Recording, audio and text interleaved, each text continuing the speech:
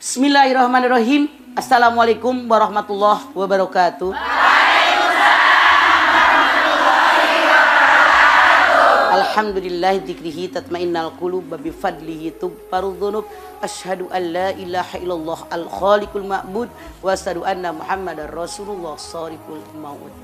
Wassalawatullahi wassalamuhu ala sayyidina Muhammadin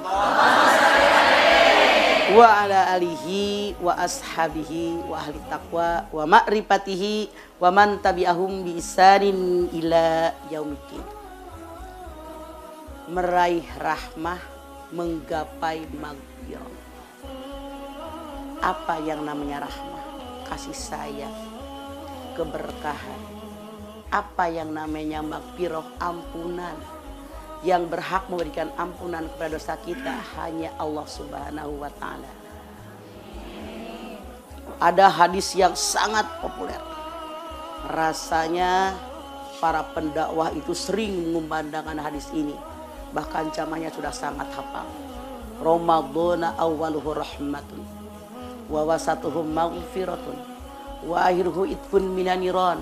Ramadan awalnya rahmah, pertengahannya adalah ampunan, di ujungnya adalah itqun minan nar, dijauhkan jasad orang tadi dari panasnya api neraka.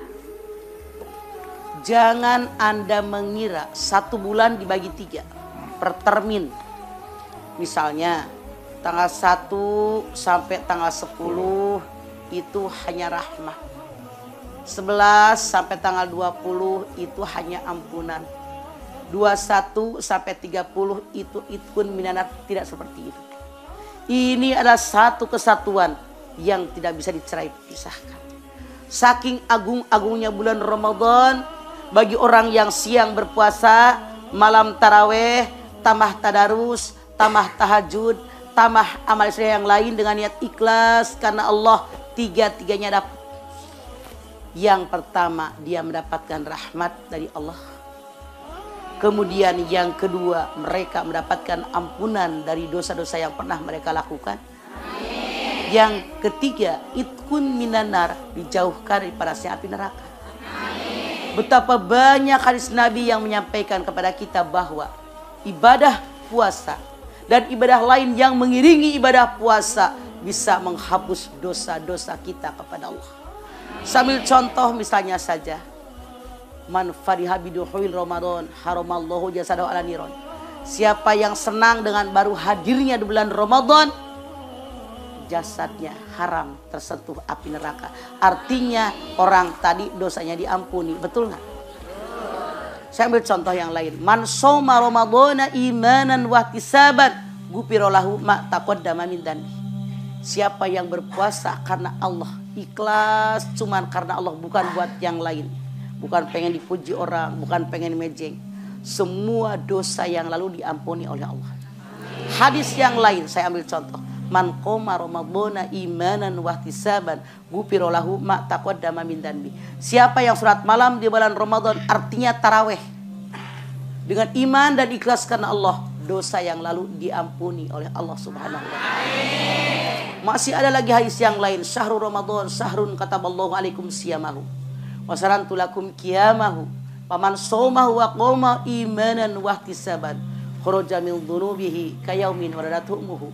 Bulan Ramadan, bulan di mana Allah mewajibkan buat kalian semua puasa di siang hari, dan aku mensyariatkan ibadah pada malam harinya. Barang siapa yang puasa di siang hari, ibadah pada malam harinya dengan iman dan ikhlas, maka keluarlah orang tadi dari semua dosa yang pernah dia kerjakan, sebagaimana bayi yang baru lahir dari rahim ibunya. Masya Allah. Itu semua rahmah dan ampunan. Bahkan hadis lain mengatakan, idza jaa Ramadan futihat abwabul jannah wa ghuriqat abwabun nar wa subbidatis sayatin. Kalau datang bulan Ramadan, dibuka semua pintu surga, ditutup semua pintu neraka, diikatlah setan-setan. Banyak lagi hadis yang lain yang menyatakan betapa rahmah dan ampunan yang Allah berikan kepada kita luar biasa. Jangan Anda mengira ablakin pintu surga, ditutup pintu neraka, diikat setan-setan, artinya nggak ada yang doga kita, bukan. Pemahamannya bukan segitu, pemahamannya salah kalau seperti itu. Bagaimana pemahamannya? Kita orang yang beriman, orang yang tahu agungnya Ramadan, yang tahu mulianya bulan Ramadan. Di bulan Ramadan berlomba-lomba berbuat kebajikan, berlomba-lomba beribadah, berlomba-lomba mengerjakan segala perintah Allah. Sehingga pintu surga dibuka lebar-lebar oleh Allah. Karena kita layak masuk surganya Allah. Amin.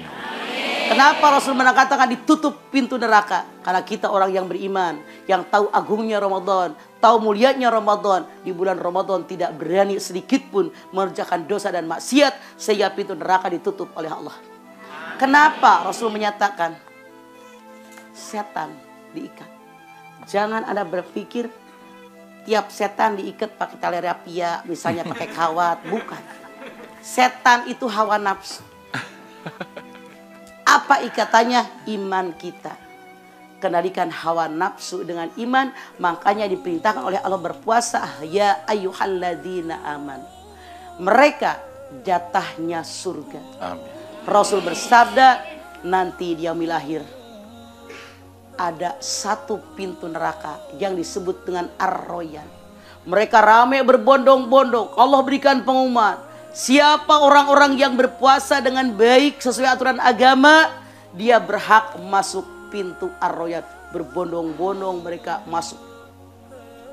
Tidak ada satupun yang masuk ke dalam pintu Ar-Royan orang yang tidak benar berpuasanya.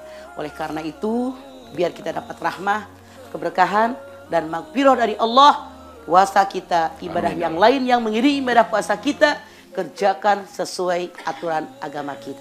Insya Allah.